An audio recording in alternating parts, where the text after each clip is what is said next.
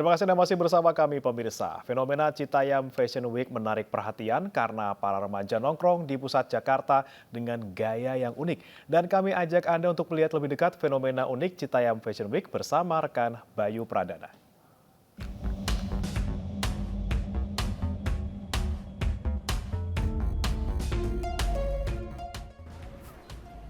Pemirsa, wilayah Sudirman kini ramai dengan muda-mudi. Ya bukan muda-mudi biasa, mereka datang dari wilayah yang cukup jauh, salah satunya adalah Citayam. Nah, mereka datang dengan pakaian yang cukup khas, yaitu unik dan nyentrik. Nah, gaya khas mereka ini tak pelak menimbulkan fenomena sosial yang cukup unik, hingga muncul istilah yang dinamakan dengan Citayam Fashion Week katanya.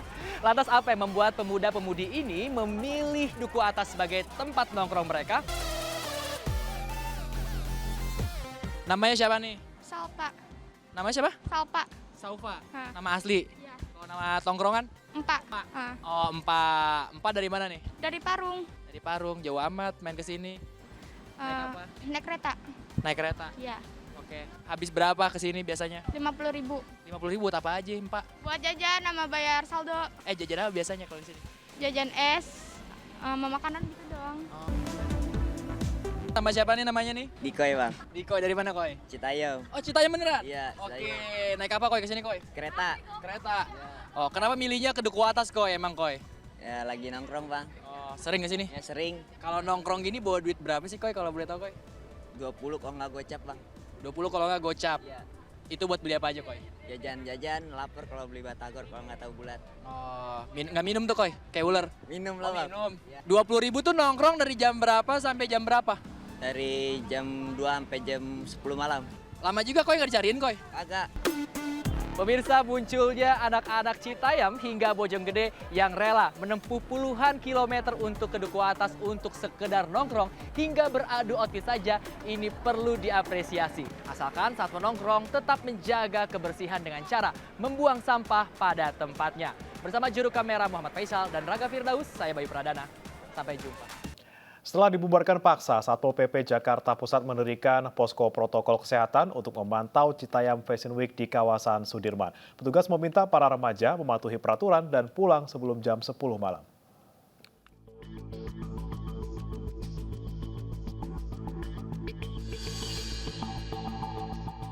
Petugas gabungan dari aparat kepolisian dan Satpol PP membubarkan Citayam Fashion Week di kawasan Sudirman, Jakarta Pusat. Petugas mengimbau agar para remaja asal Citayam dan sekitarnya segera pulang ke rumah masing-masing karena telah melanggar jam malam. Selain telah melanggar jam malam, sebagai upaya mencegah penyebaran COVID-19, razia dilakukan untuk mencegah terjadinya gangguan keamanan dan tindak kejahatan lainnya. Jasmine Latika alias JJ, gadis belia yang tengah viral karena menjadi ikon Citayam Fashion Week, mengaku akan membagikan informasi tersebut kepada rekan-rekannya agar mentaati aturan. Tapi untuk ya saat ini karena jadi sering main ke sini, buat teman-teman JJ mohon ya, jadi di sini juga punya nama. Jadi kalau misalnya mau buang sampah tuh pada tempatnya aja. Kedua, untuk waktu main juga kalau bisa ikutin dan taatin peraturan protokolnya. Usai pembubaran ini, Satuan Polisi Pamong Praja Jakarta Pusat menempatkan posko penjagaan protokol kesehatan. Petugas pun mengimbau para remaja yang sering nongkrong di kawasan Duku Atas untuk menaati peraturan dan tidak berkumpul lebih dari pukul 10 malam.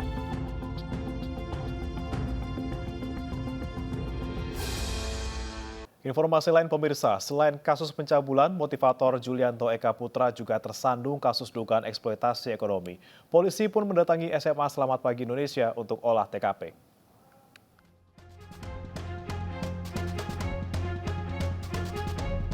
Tim identifikasi di Treskrim Polda Jawa Timur mendatangi SMA Selamat Pagi Indonesia milik terdakwa Julianto Eka Putra alias JE di Kota Batu, Jawa Timur, Rabu pagi untuk menggelar olah tempat kejadian perkara.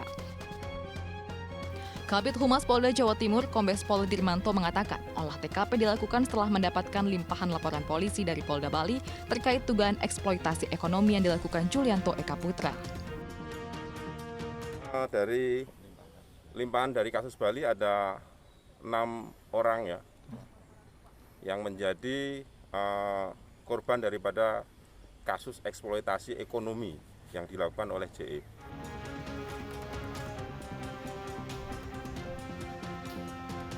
Selain dugaan eksploitasi ekonomi, motivator Julian Eka Putra telah menjadi terdakwa kasus pencabulan sejumlah siswa di Sekolah Selamat Pagi Indonesia.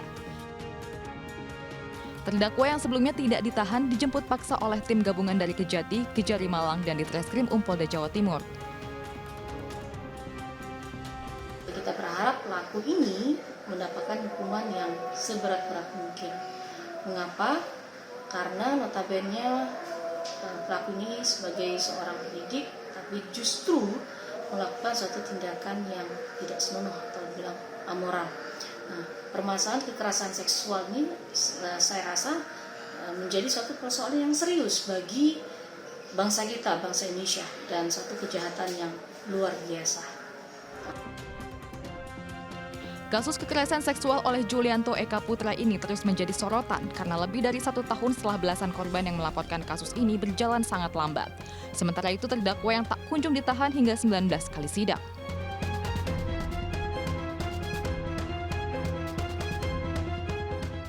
Pemirsa, Pemprov DKI Jakarta urung menerapkan kebijakan pemisahan kursi penumpang angkutan kota berdasarkan jenis kelamin. Sebelumnya wacana ini muncul imbas semakin maraknya kasus pelecehan seksual di dalam transportasi umum di ibu kota.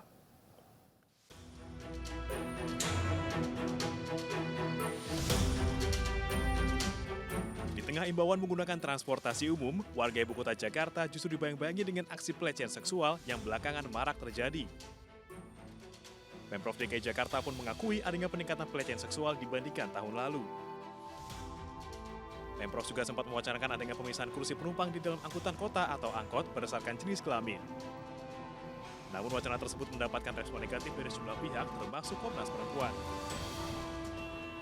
Iya, kami melihatnya ini tidak menyelesaikan persoalan karena tadi saya sampaikan untuk ini ya aktivitas publik laki-laki dengan perempuan berada di area yang sama tanpa pembatasan itu kan bagian dari hak untuk bagaimana kita bisa berinteraksi.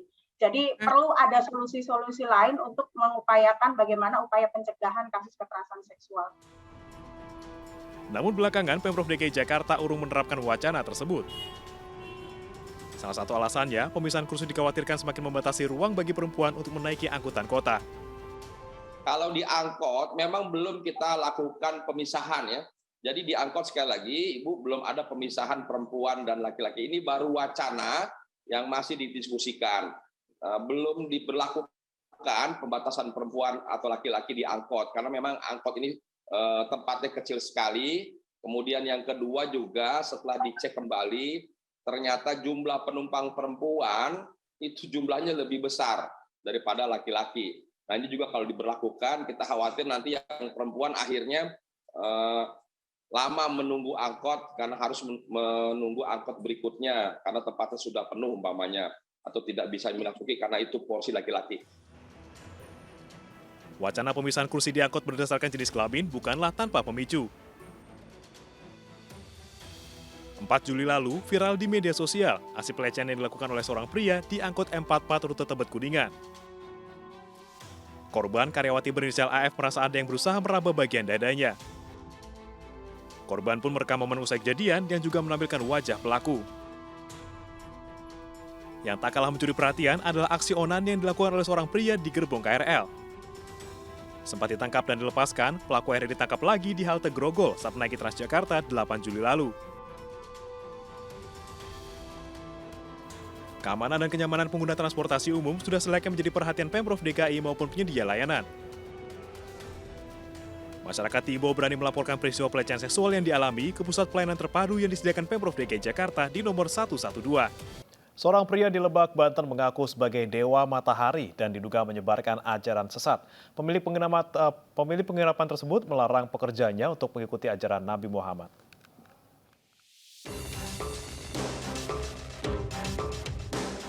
Seorang pria bernama Natromi ditahan polisi atas dugaan penistaan agama di wilayah Kecamatan Bayah, Lebak, Banten. Pria 62 tahun yang diketahui memiliki usaha penginapan di wisata pantai Gua Langir mengaku sebagai Batara Surya atau Dewa Matahari. Penangkapan pelaku berdasarkan informasi dari para pekerjanya yang dilarang mengikuti ajaran Islam, diantaranya larangan mengerjakan sholat. Menurut warga, Natromi melakukan pendekatan secara individu pada calon pengikutnya. Natromi mengiming-imingi jika mengikuti ajarannya akan menjadi kaya secara instan. Kalau untuk pelajaran melarang sholat atau menghina air jam-jam, itu bukan didapatkan pelajaran terhadap warga, tapi didapatkannya pelajaran terhadap individu ya, terkait anak-anakannya yang suka datang ke ayah gitu. Terus apakah benar itu warga sempat mengusir Pak Natron? Oh enggak, kalau untuk diusir menurut saya tidak. Hanya saja itu diamankan oleh pihak desa gitu ya, dan ada terkait MUI, Muspika dan Muspida untuk merujuk kepada musyawarah di tingkat kecamatan. MUI Kecamatan Bayah mengindikasikan sejumlah pekerja Natromi telah mengikuti ajaran Dewa Matahari. Kalau dikatakan banyak, ya boleh dikatakan banyak, tapi kalau dikatakan tidak, ya tidak, sebab dalam kita ini dua kesana itu kan sudah banyak itu ya. Ya dari saksi itu kan sudah kita dapatkan 2 orang lah itu yang keluar dari ajaran si ayah tersebut. Natromi kini telah diamankan polisi dan diperiksa atas dugaan penistaan agama. Dari Lebak, Banten, Iskandar Nasution, iNews melaporkan. Bupati Bogor nonaktif Ade Yasin didakwa menyuap auditor Badan Pemeriksa Keuangan terkait pengurusan laporan keuangan Pemkab Bogor. Ade didakwa menyuap auditor BPK senilai 1,9 miliar rupiah. Menurut jaksa, suap diberikan Ade kepada 4 auditor BPK perwakilan Jawa Barat agar Pemkab Bogor bisa meraih predikat wajar tanpa pengecualian. Hal ini dijabarkan jaksa dalam sidang dakwaan di Pengadilan Tindak Pidana Korupsi Bandung, Jawa Barat. Sementara terdakwa Ade Yasin mengikuti sidang secara online di Gedung KPK Jakarta.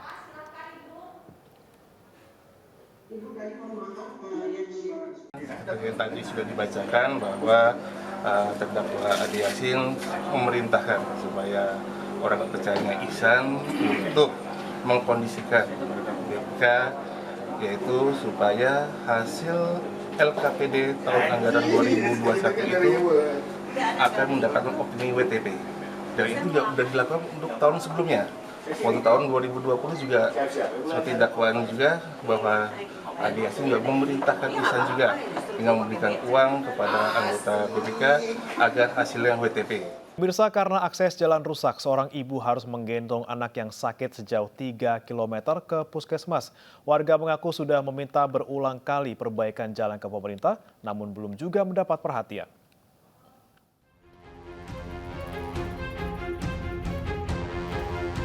Nasib miris dialami warga Kepiketik, Sika, Nusa Tenggara Timur. Seorang ibu terpaksa menggendong anaknya yang sedang sakit sejauh 3 km menuju puskesmas. Ia bersama warga lainnya harus berjalan kaki lantaran jalanan menuju puskesmas rusak parah. Sepeda motor pun harus ekstra hati-hati agar tidak terpleset. Puskesmas, kami jalan kaki. Jalan jelek. Jalan jelek, kendaraan tidak bisa lewat. Ini mau bawa Ade ini ke puskesmas. Ini ke puskesmas jaraknya berapa jauh? Setengah kilo lagi sudah di sini. Dari kampung ke puskesmas berapa? 3 kilo. 3 kilometer. Hal yang sama juga dialami oleh warga lainnya. Jalanan kampung itu tidak bisa dilintasi sepeda motor dan mobil. Warga sudah berupaya untuk kerja bakti memperbaiki jalan tersebut. Namun, saat musim hujan tiba, jalan tersebut kembali rusak parah. Ini sering jatuh. Kadang-kadang mesinnya juga macet. Itu karena jalan tuh. Jadi kami ini juga setengah mati. Masalah jalan ini kami butuhkan ya. Butuhkan itu harus lebih cepat lagi, rabat. Ya. Selain jalan yang rusak, warga juga sulit mendapatkan air bersih dan listrik. Warga mengaku sudah berulang kali mengusulkannya ke pemerintah. Namun, hingga saat ini belum ada respon dari pemerintah desa setempat.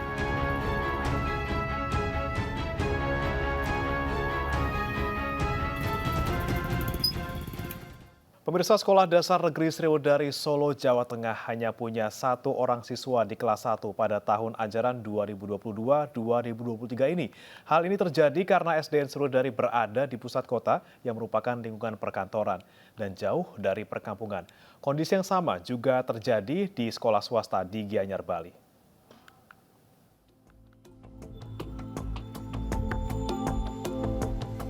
Siswa-siswi Sekolah Dasar Negeri Sriwedari Solo, Jawa Tengah kembali mengikuti kegiatan belajar mengajar tatap muka. Para siswa antusias mengikuti kegiatan dengan tetap melaksanakan protokol kesehatan. Begitu juga dengan siswa kelas 1 yang baru masuk pada tahun ajaran 2022-2023 ini. Meski menjadi murid satu-satunya, Azam Ma'ruf tetap semangat mengikuti pelajaran. Ya, kelas 1 SDN Sriwedari hanya memiliki seorang siswa pada tahun ajaran ini. Hal tersebut karena penerapan sistem zonasi yang mewajibkan siswa bersekolah di lokasi terdekat dengan tempat tinggalnya. Sementara SDN Sriwedari yang berada di Jalan Kebangkitan Nasional terletak di pusat kota, di mana lingkungan sekitarnya merupakan perkantoran dan pusat bisnis, serta jauh dari permukiman penduduk. Menurut Kepala Sekolah SDN Sriwedari, pihaknya sudah menyampaikan kondisi tersebut kepada Dinas Pendidikan setempat. Namun, belum ada tanggapan terkait permasalahan di sekolahnya. Saat ini jumlah total siswa di SDN Sriwedari hanya 45 anak, dan pada tahun sebelumnya kelas 1 hanya memiliki 5 siswa. SD kami yang mendaftarkan itu ada 3. Yang satu itu pilihan pertama, yaitu Mas Azam, yang pilihan kedua itu yang satunya itu pilihannya di SD Temenggungan, dan yang satunya di SD Mangkubumen Kidul. Jadi secara otomatis karena ya Temenggungan sama Nempel itu juga di sana untuk mencukupi kebutuhan sekolahnya ya masuk di Temenggungan, Mas. Kondisi yang sama juga terjadi di SMP swasta Belah Batu, Gianyar, Bali. Pada tahun ajaran baru ini, sekolah tidak memiliki seorang siswa pun. Menurut pihak sekolah, awalnya ada 4 calon siswa yang sempat melakukan pendaftaran. Namun terpaksa dialihkan ke sekolah lain karena tidak ada penambahan siswa hingga tidak memenuhi kuota rombongan belajar. Kondisi yang terjadi di SMP Belah Batu ini juga lantaran dampak dari penerapan sistem zonasi, di mana para siswa tamatan sekolah dasar sudah tertampung di sekolah-sekolah negeri. Kami tahun ini hanya menerima 4 siswa dan itu sudah kami alihkan ke sekolah yang ada di Gianyar. Dia sudah pindah ke sana karena di sana lebih banyak siswanya, yang menyebabkan kondisi SMP Belah Batu khususnya pada saat ini adalah tamatan SD lebih kecil dari daya tampung SMP yang ada di Belah Batu. Saat ini terdapat 26 siswa yang belajar di SMP Belah Batu. 13 orang merupakan siswa kelas 8 dan sisanya berada di kelas 9. Pihak sekolah akan tetap melakukan proses pembelajaran hingga semua siswa lulus. Dari Gianyar, Bali dan Solo, Jawa Tengah, tim liputan iNews melaporkan. Pemirsa, di awal tahun ajaran baru, para orang tua sibuk berburu seragam dan peralatan sekolah. Seragam dan buku menjadi kebutuhan karena sekolah sudah menggelar pembelajaran tatap muka.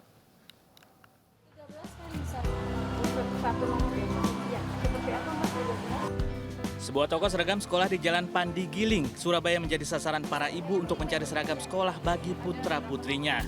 Di toko ini tersedia seragam sekolah untuk siswa SD hingga SMA. Para orang tua harus membeli seragam baru karena di tahun ajaran baru ini pembelajaran sudah mulai tatap muka. Selain itu, seragam lama sudah tidak muat sehingga putra-putri mereka memerlukan seragam baru.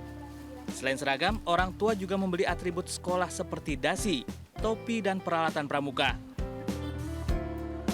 Seragam yang lama nggak cukup. Saya memang lagi jahitin dari sekolah, cuman kan nggak bisa jadi cepet kan. Jadinya ini kan untuk ospek MPLS itu loh, Mas. Untuk ospek itu. Sudah nggak cukup karena kan sudah PTM, anaknya tambah besar. Anaknya besar. Ini baru ya? Iya. Ini baju apa yang di? Baju pramuka, karena kan kalau di pramuka nggak dapat lagi, tinggal setahun. Selain seragam sekolah, para siswi juga memerlukan perlengkapan lain untuk proses belajar mengajar, seperti buku, alat tulis, dan juga tas sekolah. Kebutuhan para siswa ini menjadi limpahan rezeki bagi pedagang, seperti di Pasar Baru Jalan Gajah Mada, Kabupaten Tuban. Kios peralatan sekolah milik Soimah tak henti didatangi ibu-ibu. Iya, sudah mulai rame untuk pembelian alat tulis karena ya kita tahu sendiri ya selama pandemi itu 2 tahun kan sekolah online. Jadi penjualan alat tulis juga terimbas. Ya turun hampir 50% lah untuk bulan ini. Alhamdulillah sekolah sudah mulai PTM kembali aktif tatap muka, jadi ikut mengangkat penjualan alat tulis juga. Sekitar 2 tahun kegiatan belajar dilakukan secara daring sehingga minim kebutuhan peralatan dan seragam baru. Kini, dengan kembali diberlakukan sekolah tatap muka, seragam dan peralatan sekolah menjadi kebutuhan yang harus dipenuhi. Dari Surabaya dan Tuban, Jawa Timur, Tim Liputan iNews melaporkan. Informasi lain pemirsa, Presiden Joko Widodo memberikan nomor induk berusaha bagi pelaku usaha mikro kecil dan menengah.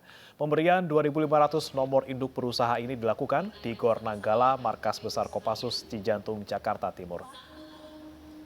Presiden menekankan pentingnya para pelaku usaha mikro kecil dan menengah atau UMKM memiliki izin berusaha dan nomor induk berusaha.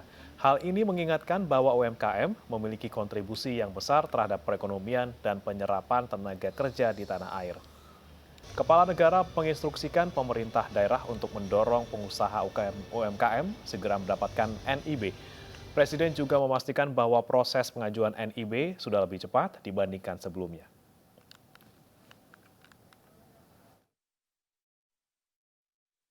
Dari Agustus 2021 sampai Juli 2022 sudah 1,5 juta.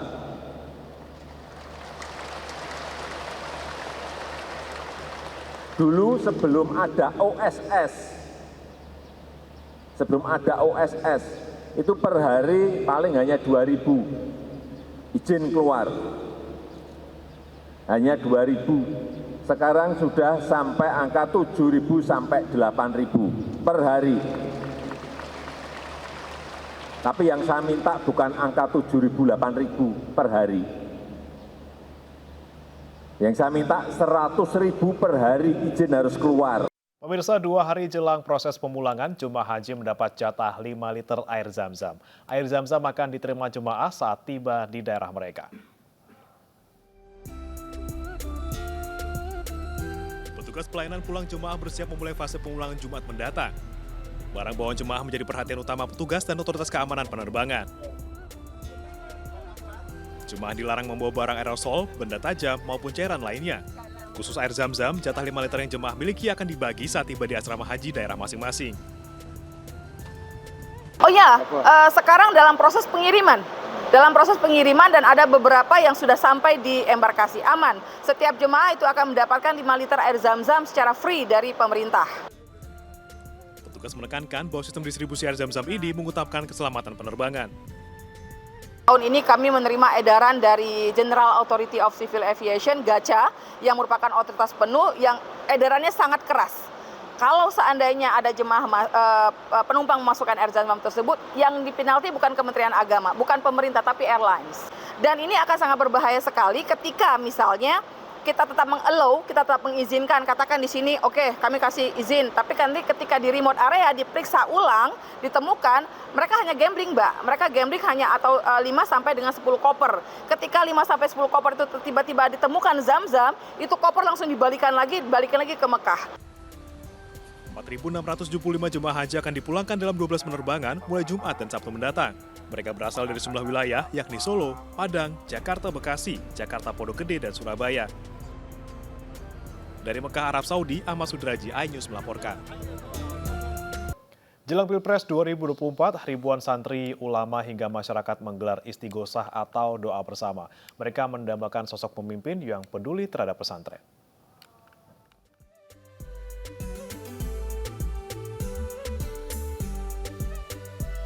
2.000 santri, ulama, dan masyarakat menggelar istighosah atau doa bersama untuk kelancaran Pilpres 2024 di Pondok Pesantren Al-Iman, Kaung Caang, Cadasari, Pandeglang, Banten.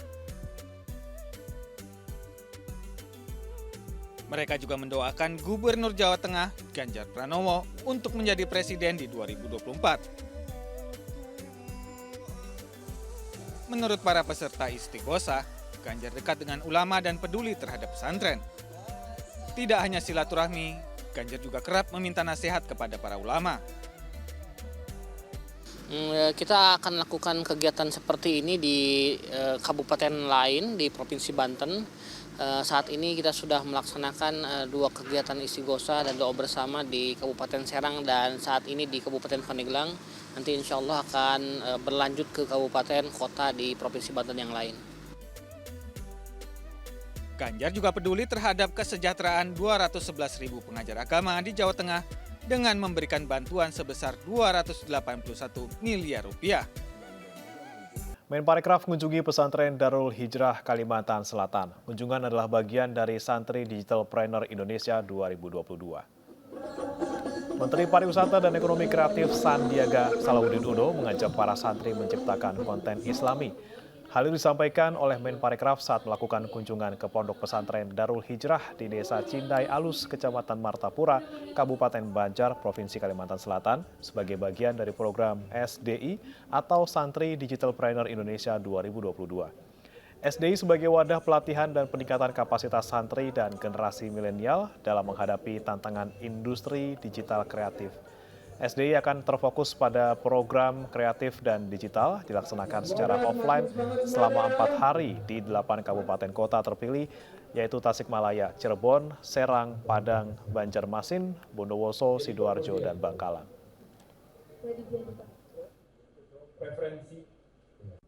Kita rancang untuk melatih para santri menciptakan konten-konten ekonomi kreatif, ekonomi digital, dalam bentuk animasi, podcast, maupun juga konten-konten digital yang juga sudah diberikan pencerahan oleh Ustadz Syam yang merupakan salah satu ikon dari ekonomi kreatif kita. Harapannya para santri ini sebagian bisa memberikan konten-konten Islami yang bisa memberikan inspirasi dan menjadi produk ekonomi kreatif yang memiliki nilai tambah sehingga bisa membuka peluang usaha dan lapangan kerja, mempromosikan produk-produk dari baik Paduan Suara Indonesia Batavia Madrigal Singer menjadi juara di kejuaraan internasional yang dihelat di Prancis. Kemenangan Paduan Suara Indonesia ini menunjukkan sektor musik yang merupakan salah satu subsektor ekonomi kreatif bisa mengharumkan nama Indonesia di kancah internasional.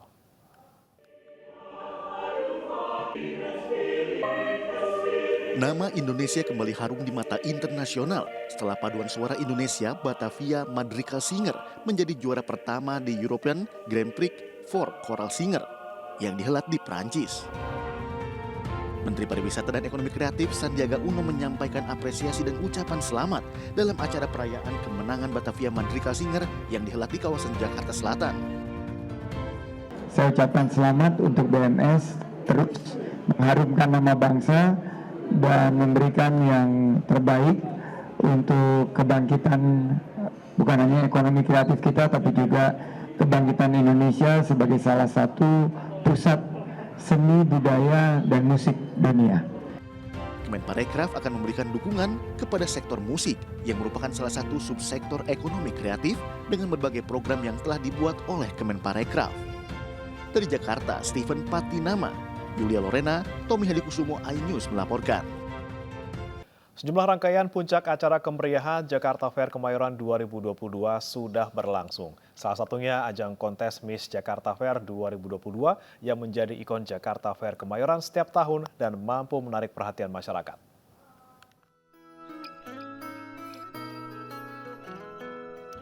Sebanyak 10 peserta beradu dalam sesi tanya jawab pada Grand Final Miss Jakarta Fair 2022. Sesi tanya jawab merupakan penentu pemenang Miss Jakarta Fair. Ajang ini sudah lama menjadi ikon dan salah satu bagian puncak kemeriahan Jakarta Fair Kemayoran. Penyelenggara mengatakan, pemilihan Miss Jakarta Fair akan menghasilkan sosok wanita yang tidak hanya cerdas, melainkan juga membawa nama baik Nusantara. Dulu juga cantik-cantik ya, artinya yang paling penting bukan itunya. Kita berikan kesempatan kepada masyarakat, kepada peserta, apakah SPG, apakah yang di luar, untuk belajar kalau kalian mau menjadi artis atau kalian mau menjadi foto model atau kalian mau menjadi apa, ini ada ajang Jakarta Fair yang menarik. Jadi bukan dilihat hanya kecantikannya aja loh, juga dilihat brain-nya. Brain, cara menjawab pertanyaan, smart-nya, dan lain-lain. Di ujung acara, Dewan Juri mendaulat Monica Flores menjadi Miss Jakarta Fair 2022. Dan pesan untuk teman-teman semua, pastinya saya sangat senang sekali, dan juga untuk teman-teman ke-10 finalis dan juga semua wanita di luar sana, jangan pernah takut untuk mencoba, karena jika kita tidak mencoba, kita tidak akan pernah tahu akan mendapatkan hasil apa. Miss Jakarta Fair mampu menyedot perhatian masyarakat. Terbukti tiket acara habis terjual. Dari Jakarta, Nastasia Frina, Sigit Aryo, Wildan Aulia, iNews melaporkan.